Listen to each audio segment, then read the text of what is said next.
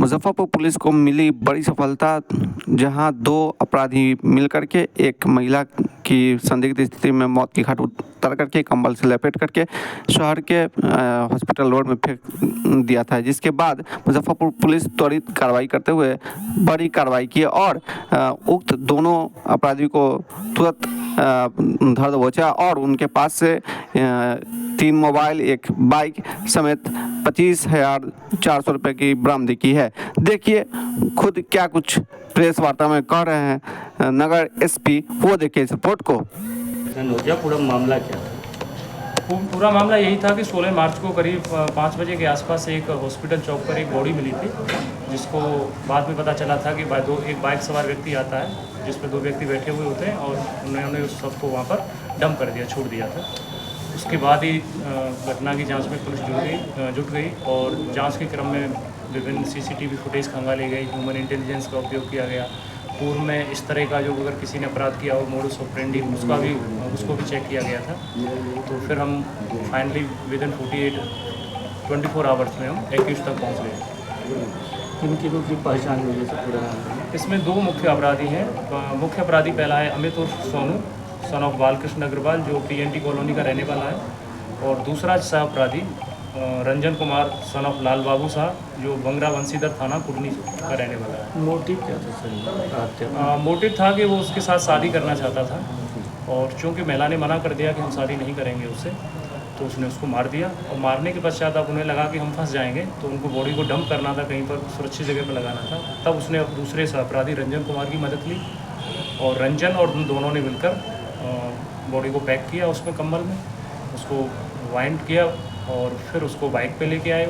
Bike पे लेने के पश्चात रात्रि को 1 बजे के आसपास उन्होंने उसको मोतीपुर जो ब्रिज है उसके पास फेंक दिया।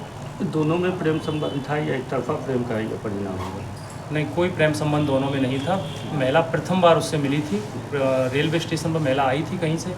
उसकी जांच में भी पुलिस जुटी हुई है, क्योंकि अभी बहुत कम हुआ है घटना को, तो उसकी भी शनाख्त की जा रही है। तो उसके साथ कोई उसका प्रेम संबंध नहीं था।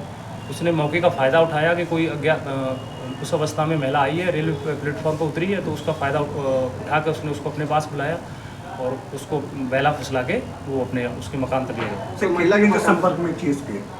संपर्क क्या हुआ? कितने दिन संपर्क में थी?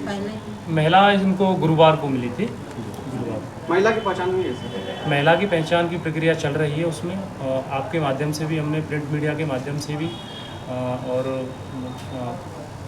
उनका फ़ोटो लगा के हमने उसकी शनाख्त के लिए बोला है कि कोई भी पहचानता है उसको इनाम भी दिया जाएगा। अब चूँकि 72 आवर्स भी नहीं निकले हैं, तो एक प्रोसेस होता है, उसके तहत भी उसकी आइडेंटिफिकेशन के लिए बॉडी को भी रखा गया है। दोनों अपराधियों का इतिहास? आपराधिक इतिहास दोनों का खंगाला जा रहा है अभी, चूँकि घटना तुरंत हुई, तुरंत ही पुलिस ने उसका उद्भेदन कर लिया। तो अभी बाकी के बिंदुओं पर भी जांच चल रही है और भी उसमें सेक्शन परिवर्तित हो सकते हैं, धाराएं घट सकती हैं, बढ़ सकती हैं उसमें। तो होली और चुनाव को लेकर आज फ्लैग मार्च निकाला गया?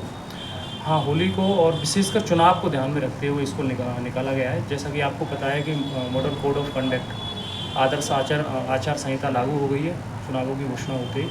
तो उसके तहत ही एक प्रोटोकॉल के तहत गाइडलाइंस होती है कि उसमें आपको अपने अपने क्षेत्र में फ्लैग मार्च निकालना है, ताकि एरिया डोमिनेशन का मैसेज है और स्वतंत्र, निष्पक्ष और भयमुक्त चुनाव हो सके, उसी को ध्यान में रखते ही निकाला गया है। तो सोशल मीडिया पर जो है आपत्तिजनक पोस्ट को लेकर के लगातार चुनाव में होता है, इसके लिए जिला प्रशासन की क्या कुछ चाहिए? उसके लिए सोशल मीडिया मॉनिटरिंग सेल का भी बनाई गई है और पुलिस के स्तर से भी उस पर 24/7 आवर्स निगरानी रखी जाती है। सोशल मीडिया हैंडल भी है SSP सर का, जिसमें मॉनिटरिंग की जाती है। और अगर भाषण आपत्तिजनक है, भड़काऊ में या किसी की धर्म विशेष की भावनाओं को आहत करते हैं, तो उसमें जनप्रतिनिधित्व अधिनियम और साथ ही साथ IPC की जो सुसंगत धारा है उनमें FIR कर सकते हैं।